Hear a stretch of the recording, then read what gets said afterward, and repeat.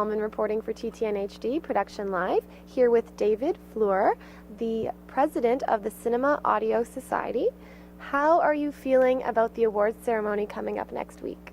I'm really excited. We've got a great lineup of presenters coming, and we've got wonderful nominees. It's our 48th awards, and so it's got quite a history behind it and a legacy that I'm really happy to be a part of. Great. How did you get involved in the CAS? Well, back when I started mixing back in the 80s, I had a mentor who sat next to me while I was learning the ropes of mixing. A lot of late nights and wonderful work that we did together mixing, and he'd been a former president of the Cinema Audio Society. His name was Carol Pratt, and he encouraged me to give back to the community. And he was involved with the CAS from its inception, when it was just a group of mixers in the back room, and it was growing into this international guild of sound mixers. And so he encouraged me to participate, give back, since the business is so good to all of us on a personal level as well as a professional level. We could give back a little bit to the community, and that's what the CAS does. It's about promoting sound and making people aware of good sound and promoting student participation as well as professionals. So I thought, oh, I'll throw my hat in the ring, and then that was 1986, and I've been there ever since. Here you are, going strong. Yeah. And you are giving out an achievement award to Rob Marshall. Right. He is our filmmaker honoree, and we're very, very fortunate to have him, and Penelope Cruz is going to be presenting with him, as well as Michael Minkler, an Oscar winner, and Lee Orloff, and Paul Massey, Oscar-nominated, Oscar-winning mixers are going to be all there to help Rob enjoy his evening, and so I'm very excited about that. Great. And Sam Rubin is hosting the event. How did you get in touch with Sam? Sam's been hosting our event for the last 5 or 6 years. He's a local entertainment guru on KTLA Channel 5, so he really knows all the shows, knows all the people.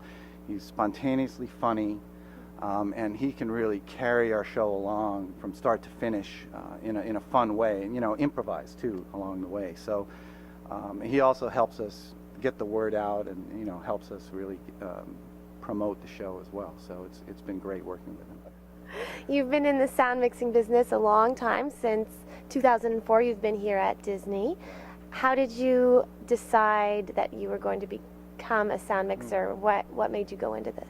Well, my background, my love has been music since I can remember, and I was a composer from a very early age. I was studying at Manhattan School of Music in New York, where I'm from, and was very, very fortunate and grateful to have been involved in a music department early on in my life that guided me with making correct decisions and career choices and college choices and all these things very early, and inspired me to grow as a composer.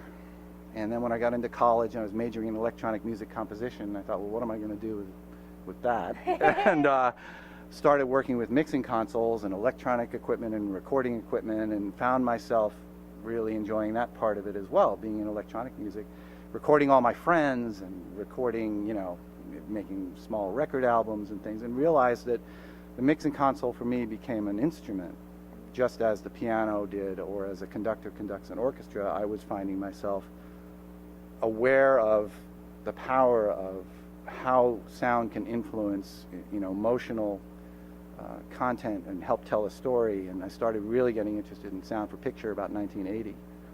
Basically came out from New York, got involved with a company called Compact Video, which was a very, very high-end. There was a lot of talented people there that if you paid attention, you could learn a lot from. And it became obvious that if I just kept my mouth shut and listened and watched and learned and worked on my own, that things could happen. And I finally found my way towards sound for picture as an editor and as a mixer, then mixing from television, working my way up with my long-term goal to be feature films. But I found myself doing a lot of music projects, which came kind of naturally, communicating and working with the music world in television and then feature films. Was very fortunate to have been asked to work at Larson Sound Studios for 6 years, where I did movies for television and smaller features, and then I went to Tadeo Studios for 6 years and learned about movie making, and kept developing, you know, until Disney offered me the chance to come here and help them make their movies, and I've been very happy to work on all different kinds of film, from animated film to live action to dramas, and it's been great. And you've worked on Tangled, Enchanted, South Park, so many. What do you have coming up? What can we look forward to seeing? Well, we have a new, right now The Vow, which I just finished, is out this weekend, and really thrilled about that. Really nice drama. Another film we just finished, The Odd Life of Timothy Green, written and directed by Peter Hedges, is coming out next summer. We just finished it now, though. It's a drama, live action, and working on the next animated feature film for Disney called Wreck-It Ralph, which is going to be a big action inside a video game type. A lot of sound. Great. A lot of sound opportunity. So yeah, we've got some things on the plate. So they keep you busy here. Yeah, yeah. It's been a great experience, especially when you have an 11-year-old at home who really enjoys it. But the beauty has been also to reach all different kinds of audiences. You know, older folks and younger folks as well. Can you tell me a bit about the presenting categories for the CAS Awards?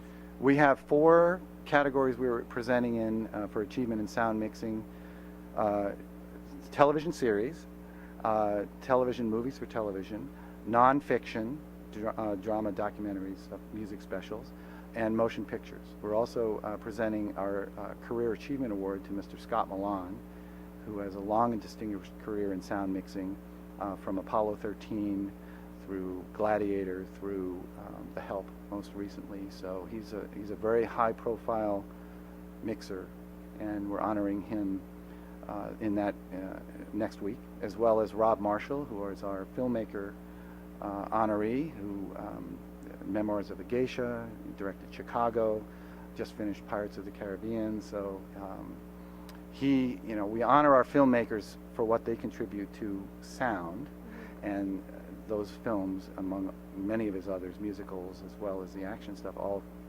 have heavily involves sound mixing. We also offer 2 technical awards for production sound and for post-production sound. Products that have been innovative and moved our tools forward that we use in production sound and post-production sound. So it's going to be a really fun night. And is there a website that we can check out for the CAS Awards? Yeah, absolutely. You just go to cinemaaudioSociety.org, and everything you need to know for the awards, the history of the Cinema Audio Society, membership applications, anything you need, just a click away. Great, and ticket information and everything is there? Ticket information, there's a PDF you can click on that you can download that gives all the information. The events at the Biltmore Hotel, downtown Los Angeles, February 18th. And ticket information, room information, everything you need is right there. Okay, perfect. Well, I look forward to covering the event as well, and thank you so much for the interview and all the information on the CAS. So best of luck with your upcoming projects as well. Thank you very much. Thank you. I'm Katie Uhlmann, reporting for TTNHD Production Live.